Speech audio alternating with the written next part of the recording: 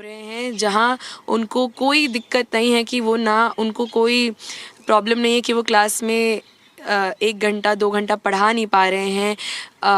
जो वो हमारे प्रोफेसर्स थे जो काफ़ी रिटायर होने वाले हैं, जिनकी क्लास में सीट्स भर जाती थी, लोग नीचे बैठ के पढ़ते थे, और अब ऐसे प्रोफेसर्स आ रहे हैं जहाँ जिनकी क्लास को में सीट्स भरने के लिए इन लोगों को ऐसे पॉलिसीज़ लाने पड़ रहे हैं। जेएनयू की एक खूबसूरत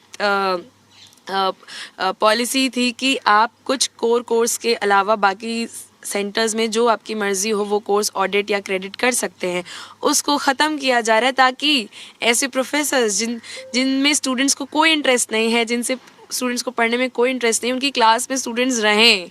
इसीलिए फोर्स किया जा रहा है कि आप दूसरे स्कूल से कोर्स नहीं ले सकते, आपको उसी स्कूल में कोर्स लेना है, ताकि आपको मजबूरी में वैसे प्रोफेसर से पढ़ना पड़ेगा।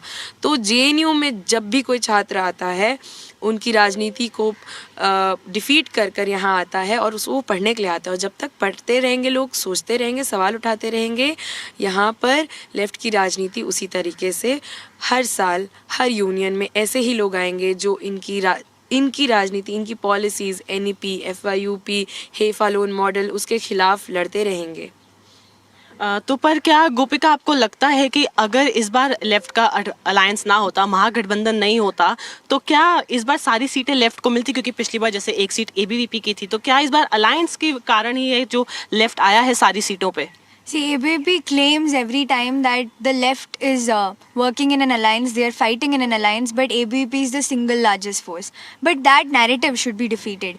ABP has along with it, like Comrade Aditi had mentioned, they have along with it the entire machinery of RSS, they have along with them the central government, the state government, the VC who herself claims that she has been a Bal Sevika, the rector here, the proctor here, the political recruitments in the professors, the DOS, the Delhi police, their alliance is much larger, and the politics that they stand for is much more vicious. And we are 3 organizations, student organizations, that have led struggles in JNU. And this mandate that ABVP is getting, that they're claiming that they're the single largest force, they're not the single largest force. They're only here because they're giving the offer to the students that we'll get you admission in PhD.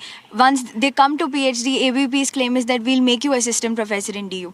That is the sort of structural help that they're getting from the government as well as the administration. And we are here fighting from the students, within the students, and we're leading the fight of the students. So the mandate that we have got, the Left United panel has got, it is given to us without any help from the government or the administration. It is given to us by the students, and the union is committed to work for the students.